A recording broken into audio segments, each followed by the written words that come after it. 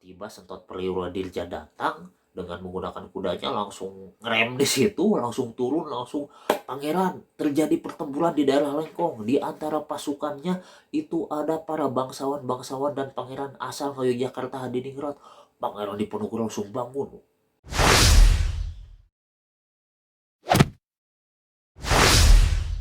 Teman-teman MJ dari Sabang sampai Merauke, Assalamualaikum warahmatullahi wabarakatuh. Balik lagi di MJ channelnya Mas Joko. Channel di mana Mas Joko membahas mengenai tokoh, sejarah, peristiwa, kasus-kasus sesuai dengan referensi yang ada. Mau bahas apa kali ini Mas Joko? Dalam pembahasan kali ini di video ini, Mas Joko akan membahas mengenai Perang Lengkong yang masih di lingkup Perang Jawa atau Perang Diponegoro, di mana di Perang Lengkong ini, di mana saudara-saudara dari Pangeran Diponegoro itu berada di barisan musuh, di barisan pasukan kolonial Belanda kali itu.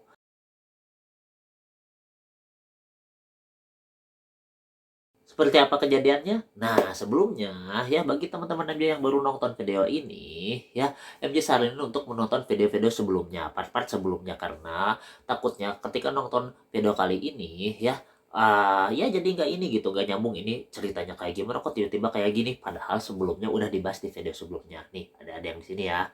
Oke, kalau begitu kita lanjut.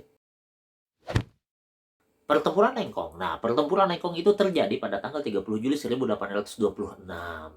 Pertempuran ini tepat terjadi setelah pertempuran di Kasuran. Pertempuran Kasuran yang dimenangkan oleh Pangeran Diponegoro, dan waktu itu pemimpin pasukannya itu Jenderal Van Gin ini lari akibat kakinya terluka dan dikejar oleh Pangeran Diponegoro ya waktu itu. Nah, berarti pasukannya kali ini tidak ada Pangeran Diponegoro di antara mereka gitu.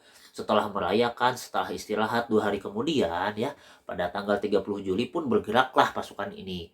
Nah, dari Kasuran ini, pasukan yang dipimpin oleh pamannya Pangeran Diponegoro, Pangeran Ngabehi Kusumo ya, itu bergerak ke sebuah daerah ya, yang waktu itu tujuannya sama, untuk mensweeping, untuk mencari keberadaan pasukan Belanda yang lain. Nah, ternyata ketika melewati di sebuah daerah yang bernama Lengkong ya, pasukan Pangeran Diponegoro itu dikagetkan dengan ternyata berpapasan dengan pasukan Belanda juga yang jumlahnya kira-kira ada 1.000. Memang waktu itu pasukan Pangeran Diponegoro jumlahnya lebih banyak. Nah, langsung Pangeran Ngabehi Kusumo mengkoordinasikan pasukannya. Pasukannya langsung dijajarkan, diposisikan supaya siap perang semuanya ya.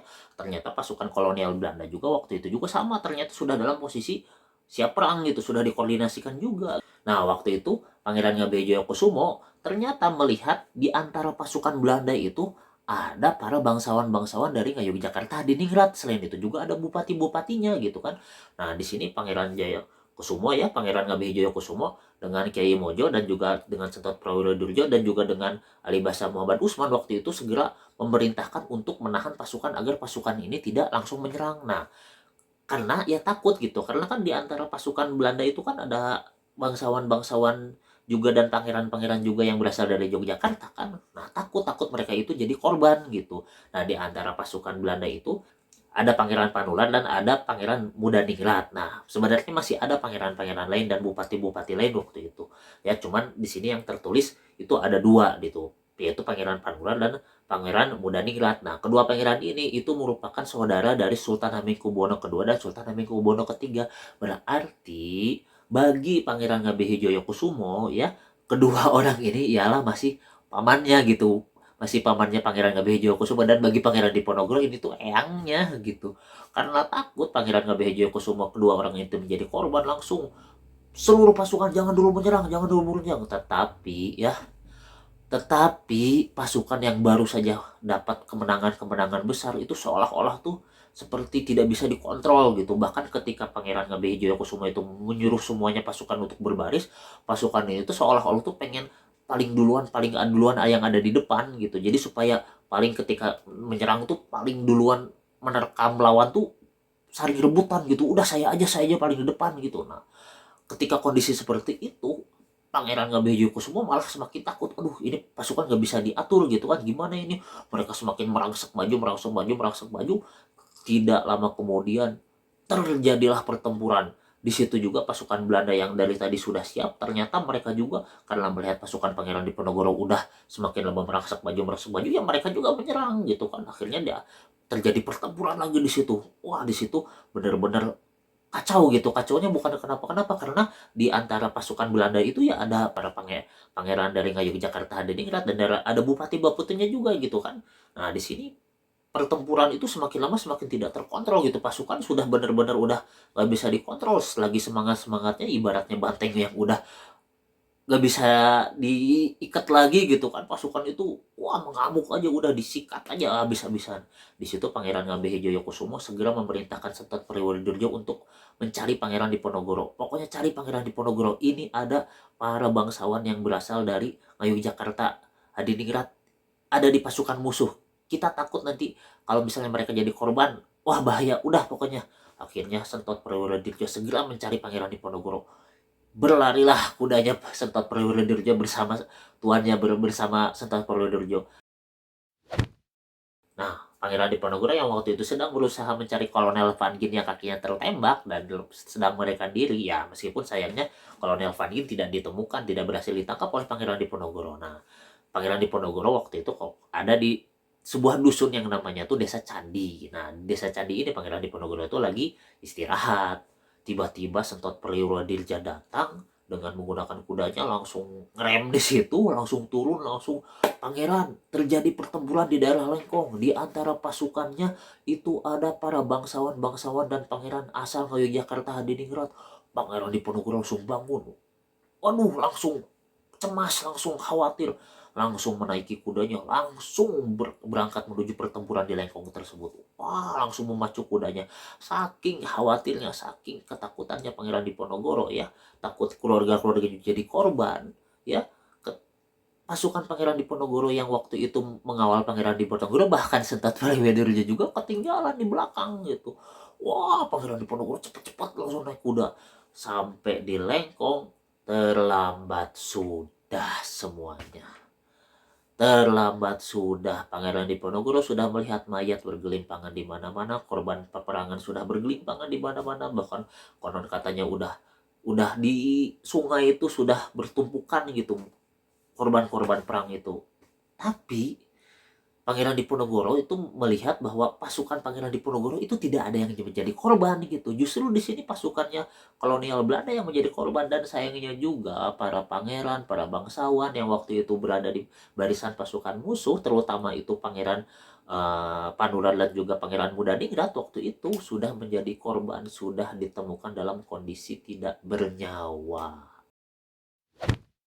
Pangeran Diponegoro waktu itu merasa miris, merasa merasa sedih gitu melihat keluarga sendiri akhirnya menjadi beliau ini melihat dengan mata kepalanya sendiri keluarganya itu menjadi korban keganasan perang gitu. Aduh, bahkan Pangeran Diponegoro dengan melihat kondisi bekas medan perang yang sudah luluh lantak, mayat korban di mana-mana, itu katanya cuma bisa bengong gitu, cuma bisa ngeliatin gitu tanpa, ya tanpa tanpa terucap sepatah kata pun gitu, ternganga lah intinya seperti itu. Lalu Pangeran Diponegoro pun menanyakan kepada salah satu bangsawan yang ikut berperang dengannya bernama Pangeran Suryowijoyo. Nah, lalu ditanyakan kan, siapa aja yang selamat ini di peperangan ini. Beliau itu menjawab ada 5 orang katanya. Siapa aja gitu kan, ada Raden Sentawijoyo sama Raden Purokusumo, dan ini katanya sih masih paman-paman atau masih saudaranya dari Pangeran Diponegoro itu sendiri gitu kan. Nah, terus ada 2 orang husar atau pasukan Belanda, pasukan Eropa, dan 1 orang lagi prajurit biasa yang berhasil melarikan diri.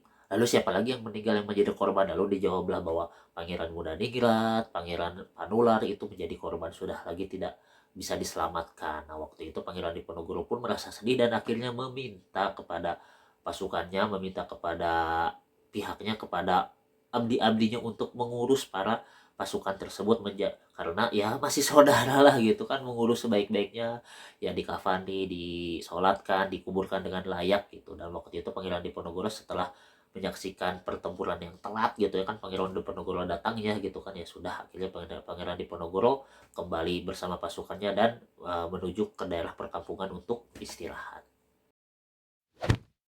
ada side story mengenai Pangeran Murdhaningrat dan Pangeran Panular ini. Nah, sebenarnya kedua bangsawan ini ya keluar dari Keraton Ngayogyakarta Hadiningrat menuju medan pertempuran itu pada tanggal 1 Juli 1826 ya, bersama pasukan besar yang waktu itu kelak akan dihadapi oleh pasukan Pangeran Diponegoro baik di pertempuran Kasuran ataupun di pertempuran Lengkong ini. Tetapi ya Pangeran Murdhaningrat dengan Pangeran Panular ini terjun ke medan perang itu sebenarnya fungsinya, tugasnya itu sebagai negosiator, sebagai diplomat. Nah, karena kan waktu itu yang dihadapi juga kan salah satu dari anggota Keraton Ngayogyakarta Hadiningrat juga, maka digunakanlah sesama anggota Keraton Ngayogyakarta Hadiningrat untuk sebagai negosiator apabila terjadi perjanjian atau misalnya terjadi negosiasi. Nah, waktu itu ya, ketika Pangeran Panular dan Pangeran Murdhaningrat ini keluar dari Keraton Ngayogyakarta Hadiningrat, beliau ini dikawal oleh 100 orang. Nah, kedua orang ini ialah bangsawan utamanya. Terdapat bangsawan-bangsawan lain yang ikut dan juga bupati-bupati yang lain ikut. Waktu itu juga ada bupati dari Sleman, bupati dari Bantul, itu ikut gitu bersama Pangeran Murdhaningrat ini. Nah ya, waktu itu ketika keluar kan dikawal oleh 100 orang. Bahkan katanya tuh sebagian dari pasukan kawalnya tuh yang 100 orang ini tuh merupakan pasukan elit dari Ngayogyakarta Hadiningrat itu, dari keraton gitu. Nah, ketika akhirnya bersama pasukan besar yang dipimpin oleh David Francoisius ini ya, lalu akhirnya pasukan besar ini akhirnya dipecah gitu kan, memiliki tugas masing-masing. Yang satu ke sini, yang satu ke sini, yang satu ke sini mencari Pangeran Diponegoro, mencari pasukan Pangeran Diponegoro. Nah, sedangkan Pangeran Panular dan Pangeran Murdhaningrat ini ya, karena tugasnya sebagai diplomat itu berada di barisan belakang. Nah, lama kelamaan karena berada di barisan belakang, Pangeran Murdhaningrat dan Pangeran Panular ini pasukannya itu diganti satu persatu gitu, karena pasukannya tuh masih seger, karena pasukannya tuh masih kuat gitu dan juga pasukan elit itu lama kelamaan itu diganti sama pasukan yang terluka, ada yang luka matanya, luka tangannya gitu kan, luka kakinya gitu kan. Lama kelamaan itu pasukannya Pangeran Murdhaningrat ini dan Pangeran Panular ini lama kelamaan itu diisi oleh pasukan-pasukan yang butuh perawatan gitu ya. Kebayang aja pasukan lagi ngawal tapi kelihatan ada yang tangannya gini, ada yang matanya gini gitu kan, ada yang kakinya pincang, ada yang kayak gini, kasihan gitu lama-kelamaan. Ketika suatu saat mereka ini berkumpul di sebuah desa dan di sebuah tempat, itu mereka itu mendapatkan pasukan-pasukan sisa dari pertempuran dengan Pangeran Diponegoro waktu itu berkumpul gitu kan, ngegabung lama-kelamaan pasukan ini ya, pasukan bersama Pangeran Murdhaningrat dan Pangeran Panular ini lama-kelamaan itu menjadi banyak, menjadi besar karena ya gitu. Jadi pasukan-pasukan yang lain tuh jadi ngumpul gitu bareng-bareng. Nah, ketika mereka akhirnya ngumpul bareng di bawah satu komando, nah waktu itu mereka itu lah lagi bergerak juga gitu kan, ganti lokasi gitu, mencari sweeping lah intinya. Nah, tiba-tiba nggak sengaja mereka berpapasan dengan pasukan Pangeran Diponegoro yang waktu itu baru saja menang besar di pertempuran Kasuran. Nah, mereka itu benar-benar telak kalah. Karena ya begitu gitu, pasukannya pasukan yang butuh perawatan dan juga pasukan juga pasukan sisa, sehingga ya akhirnya mereka itu menjadi korban dari pasukan Pangeran Diponegoro yang kali itu sedang semangat-semangatnya, yang lagi kuat-kuatnya dan juga yang lagi benar-benar tidak bisa terbendung kala itu. Ya, sekian video dari MJ kali ini ya. Berarti akhir video merupakan akhir konten, teman-teman. Kalau misalnya ingin mengetahui kelanjutan dari Perang Jawa ini ya tinggal di-subscribe aja, jangan lupa ya. Yang paling jelas adalah ya, stay tune terus di MJ Channel, channelnya Mas Joko.